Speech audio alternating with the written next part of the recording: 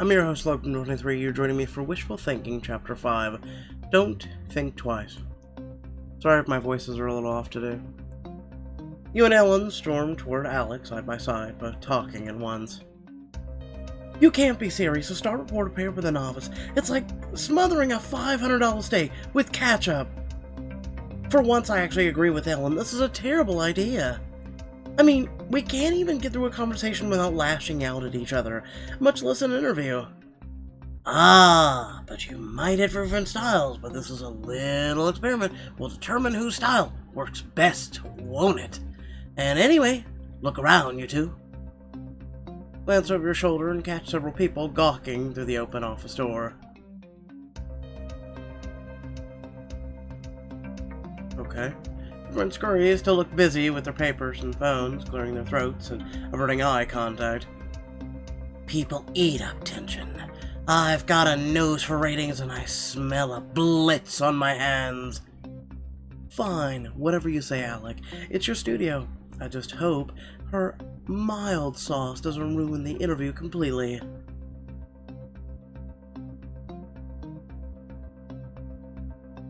Maybe you'll ruin it. With your ruthless frigid sauce. You have all the confidence of a toddler, Lambert. You have no idea what you're getting into. At the same time, you try to yell over Ellen. No one wants to be interviewed by a carnivore in a power suit. They don't trust you. I'm untrustworthy.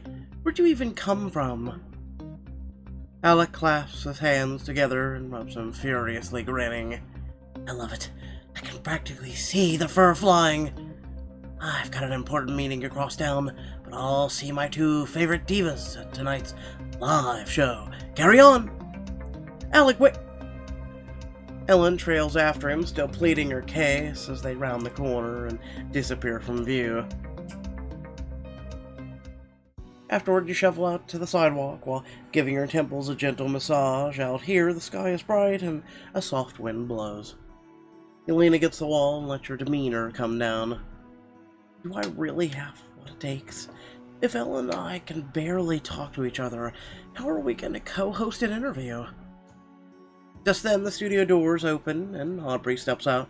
He scans the lot until his gaze comes to rest on you. Hey there, are you alright?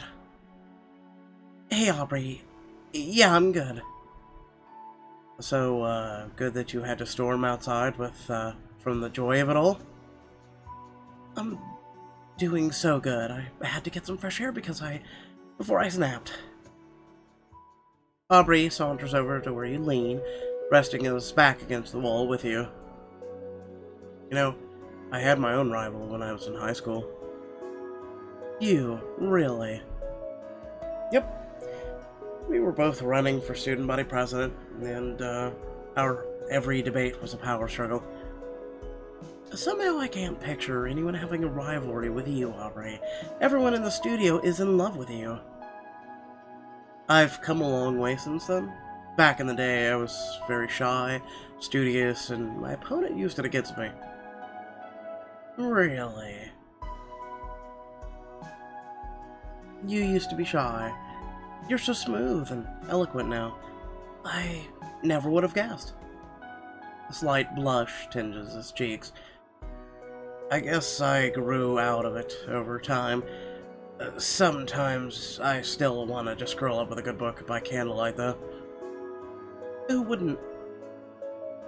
Shy minds think alike. We get underestimated, but we can use that. Like how I use my rival's smear to bolster my campaign promises. I wasn't just shy and studious, I was also attentive, focused on more than just a good time. Maybe you could do the same thing. Take what others prescribe as your weakness and make it your strength. Aubrey, you do have a heart of a politician because you're inspiring me right now. Hey, you know what? This gives me an idea. Why don't you come to my sister's house for lunch? I'm not really seeing how you connected the dots. I don't think I know your sister well enough, or, well, at all. I mean, come practice your interview skills on my niece. Scylla. She's a debate prodigy. Come have lunch with your family? Yeah, they'd love to meet you, trust me. They'd probably start to wonder about the girl from work I keep going on about. Unless you think that might be weird.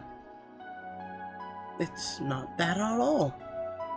Meet Aubrey's family to learn more about him, including his love life, and earn a reporter point.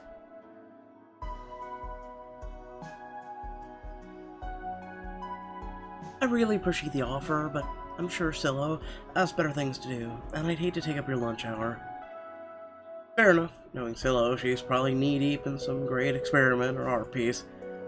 But you definitely wouldn't have been wasting my lunch hour.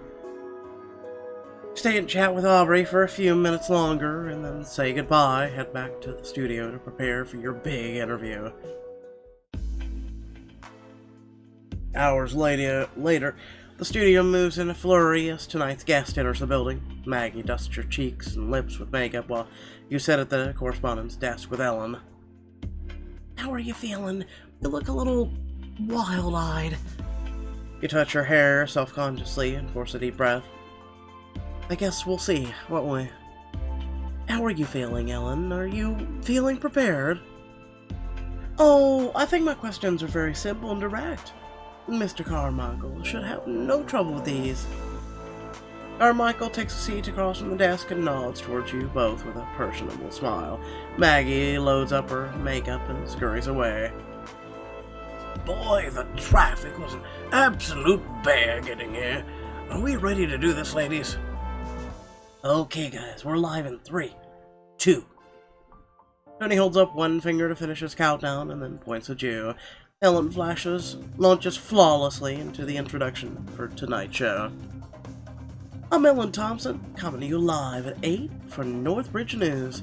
Tonight I'll be joined by a fresh face at the studio, Amanda Lambert, for a special segment. Good evening, Northbridge. We're delighted to host the illustrious gubernatorial candidate, Charlie Carmichael. Thank you. It's my pleasure. As someone who cares a great deal about Northbridge and its constituents, I'm a big fan of the show. For those who aren't yet acquainted with Charlie Carmichael, he's making waves as a newbie for the race for governor this year. Mr. Carmichael has made a connection with the grassroots community as a self-made businessman who comes from a middle-class family. Though he has no experience in public office, his business, Carmichael Investments, is very successful. Thank you, Ellen. I think. So why now, Mr. Carmichael? If not now, when? Your opponent, Merriweather, seems to think the move for governor is related to recent financial gains in your favor. Will you be obliging her demands that you disclose your non-profit contributions publicly? Although Mr. Carmichael keeps his face composed and pleasant, his thoughts come in a sudden barrage. Kind of like the nose issue that I'm suddenly, having a barrage of. Oh no, she's a Merriweather supporter. This interview is going to make me look terrible right before the election. Oh, if I'd known it was a witch hunt, I wouldn't have come. This was supposed to be a talk show, not an interrogation. The privacy of my non-profit spending is protected by law. This is a poor and always tactic on Merriweather's part. Honestly, if I did oblige her, it would only make her look worse. Carmichael winks at Ellen, who fumes. I bet she isn't going to mention any of the positives in my campaign. What about the medical cost-sharing program I started at Carmichael Investments? What am I planning to fund hospitals?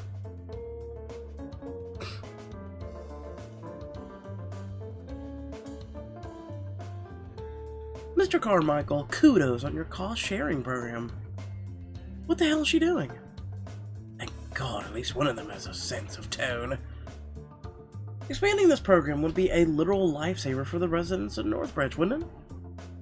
Thank you, Miss Lambert. My office spent a lot of time and effort preparing that plan for our employees. I hope we'll be able to bring it to all of Northbridge this year. Why don't you tell us a little more about it? To offset the costs high cost of care, Carmichael Investments developed a program to divert our surplus to employee deductibles. They could get a % of their remaining bill paid by Carmichael Investment Funds. Wow, just wow. That warms my heart, Mr. Carmichael. I wouldn't be surprised if your program anticipates high enrollment. Well, isn't that a good thing? I'm not a doctor, so I can't say why, but I'm glad that our people will get the help they need. If elected governor, I'll actually inherit a great budget surplus. Some of that will go to local hospitals. That's very socially minded of you. It sounds like you won't be cutting any bonus checks to future cabinet members. Not at all. It's not easy to swing a budget surplus, and reinvesting into a community ensures a valuable return. That's so amazing. I can see why your supporters are excited to vote for you when the time comes. Election day can't come soon enough, in my opinion. I knew she was just going to suck all the juice out of the interview by patting him on the back and softballing every question. Now I've lost my shot to keep going for an answer about his tax returns and contributions. I'd rather answer Amanda's question any day. Now's my chance to go in for the kill and show everybody here that I can ask the big questions and get them answered. How do you respond to the... No, haters like Ellen. Allegations regarding contributions. Demand for your... Oh... We have allegations regarding contributions and demand for a non-profit. I'm gonna go with demand. I'm glad you asked, Miss Lambert. I believe that privacy is the given right of every American as per the Constitution. That right extends to myself. Meriwether's insistence on that irrelevant document is an old debate team trick called the red herring. Now, I also believe if I bow to her, it would set a poor precedent. I never thought of it like that. Meriwether should be focused on your policies, not the causes you donate to. That's not exactly true. We should weigh all the sides of a candidate before electing them to public office. I think that's justified mudslinging. My charitable expenses are just as irrelevant as Meriwether's photos from college. But I don't think that's not... Tony signals to you that you need to go to a commercial break before Ellen fumbles her with her words. Too late. Your reporter score is increased. In conclusion, gubernatorial candidate Charlie Carmichael is focusing on the future, not the past, in this year's coming election. Thank you for coming on the show. Thank you, Miss Lambert, for being such a marvelous hostess. I'd be happy to return to your show anytime. Oof, he doesn't even regard Ellen. You reach across the dress to give your guest a firm handshake and then smile at the camera. Ellen's still gaping beside you. Again, thanks for coming out, Mr. Carmichael, and now a word from our sponsors. As you go to leave the set, someone taps you on the shoulder and you turn to find Mr. Carmichael. Excuse me, Miss Lambert, or is it alright if I call you Amanda? Sure, Amanda's fine. What can I do for you, Mr. Carmichael? Please, Charlie. Mr. Carmichael was my father. Okay, Charlie, it is then. So, how can I help you?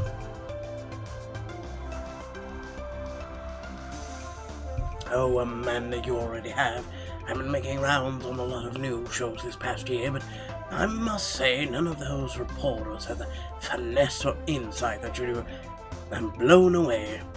Why hasn't Alec replaced Ellen with this one already? Amanda's going places.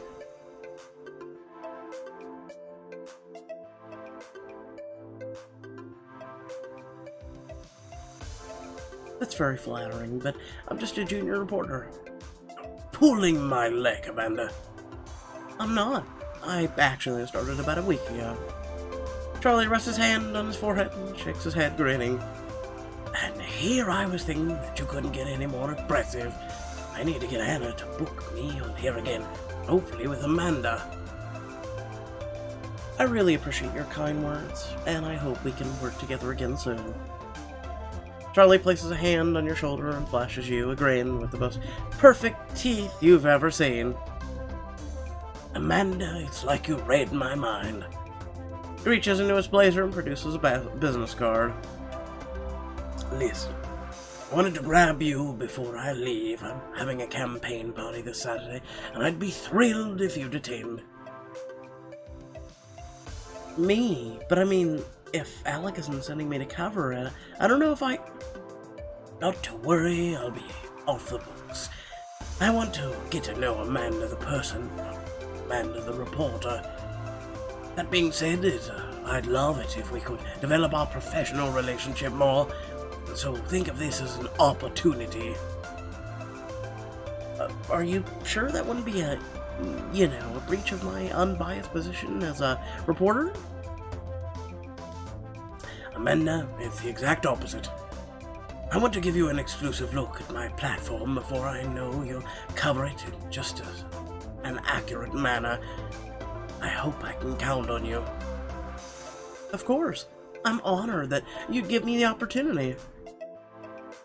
Sure do well in the reporting world, and I sense a beginning of beautiful friendship. It's a pleasure's all mine, Amanda. See you Saturday. Charlie turns and leaves, pausing briefly to clap Alec on the back. Ellen charges across the set, livid. Oh, here we go. You're going to the campaign ball. I didn't just hear what I think I did I? Great job, Amanda. I have to admit, I thought Ellen would steal the show out from under you, but you proved me wrong. You can't possibly... It was vapid, pandering failure. Every minute of it. Oh, Ellen. I'm sorry you feel that way. You seem to have a more personal vendetta with Charlie, but I just don't have that problem. She's right, Ellen. You shouldn't be bringing your bias to the show. It makes you in Northbridge News look immature. My questions were legitimate. People have a right to know. He answered your questions when I asked them. He just didn't want to feel harassed. And I bet athletes feel harassed by referees. This isn't kindergarten. But he didn't do anything wrong. He's just running for governor. Damn it! Get back to work, both of you. Congratulations on ruining my good mood. It lasted a whole 2 minutes. Ellen turns on her heel and marches to her own dressing room, leaving you to look after her with mixed emotions. Did you hear me when I said get back to work, stargazer? Right, I'm heading to my dressing room, sir. Right now, sir. I guess his good side lasts about as long as his good mood does. Later, you stroll towards the makeup room for a refresher before your next segment. June rushes up alongside you. She smiles, a little breathless. Heading to makeup? I'll come with. I've been at my desk all day. My legs could use the exercise. And my eyes could use the candy. Oh. I wonder who she's talking about. Hope it's not me. I couldn't take any more drama. I honestly never saw this coming as a side effect of mind-reading powers. So, how do you feel about going to some big, fancy, very VIP event? Oh.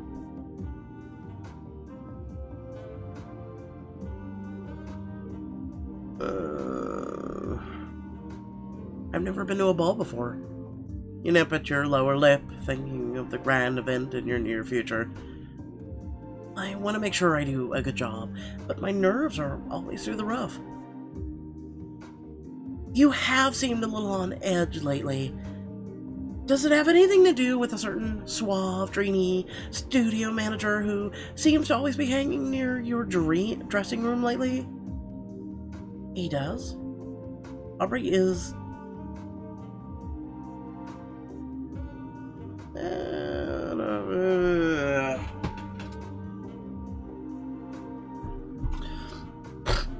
I don't know about perfect man. We don't really know him that well. I'm gonna go with just a friend. We've definitely gotten closer lately, but I think that's because we have a lot in common. He's a really kind and thoughtful man. As far as I'm concerned, that makes him even better than a hunky colleague. As you enter the makeup room, you return June's question. What about you, June? rekindling any secret office romances on your breaks? Worst timing ever. I can't answer the questions right now. Hey, Amanda and June. I never see you up here. Looking suddenly squeamish, June nods wordlessly and takes a step back. We weren't talking about anything. I mean, I shake it back to my weather. I got a desk report soon. Bye! Oh, I wasn't the eye candy. Maggie is. Darn, I'm always scaring off June. What am I doing wrong? At this rate, we'll never talk. Hey, Maggie, I came up here in the hopes of getting a touch-up for the next segment. Amanda's her friend. Maybe I should ask. No, don't be weird, Maggie. You got it, Amanda. One fresh face coming up? Maybe I should linger for a minute. See if I can help these two figure out how to talk to each other. Oh, play matchmaker. My head is killing me. So just a touch-up would be great. I should try to keep my mind-reading powers under wraps a little more by not using them every chance I get. You settle down in the makeup chair and Maggie works her magic. Within a few minutes, your face is dazzling again, ready for the next shot. Thanks, Maggie. You are amazing at your job. As long as you get those ratings, it'll be worth it. Make me proud. You leave the makeup area to head back towards your dressing room to prepare your notes. You call the elevator and see someone else is already there.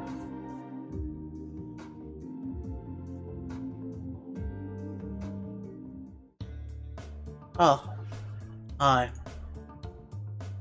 Steeling yourself for whatever barb she throws you, you step inside and let the doors clip shut. Hello, Amanda.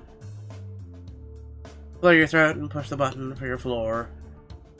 Oh, Alan, what are you doing? It's becoming an increasingly overlooked fact that I work here. Right, I meant in a more general sense. How's it going? Are you nervous about something? I mean, I'm nervous in an elevator with you. You are very angry. What are you hiding? I'm hiding my love for you. I'm not nervous. I've got a very sensitive ear for the truth, Amanda, and every time you speak, it doesn't quite add up. And no one even knew you worked here last week. Seemingly overnight, you hit reporter. Stay calm. She can't possibly know. Something is going on here. Trust that I'm gonna find out what it is. And when I do, you won't be a reporter anymore. You'll be the story.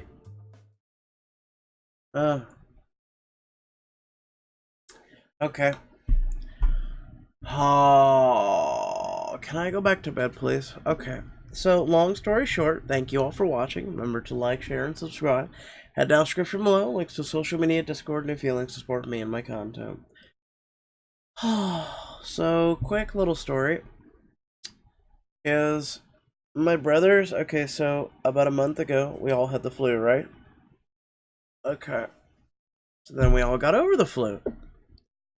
Suddenly, my autistic brother got really bad conjunctivitis, upper respiratory infection, and then, lo and behold, about 2 days later, my other brother got the same thing. Well, what happens when things like this happens? It hits me too. And difference is I haven't gone to a doctor yet. And I'm trying to fight it because, you know, bills, money. So, yeah, it's wonderful. My sinuses are completely swollen shut. It's amazing. I love it. Oh, send help, please. Send help. Sudafed hasn't worked. Nothing's really helped. So, I digress. But I'll try and get out the other chapters as soon as possible. Catch y'all later. Peace.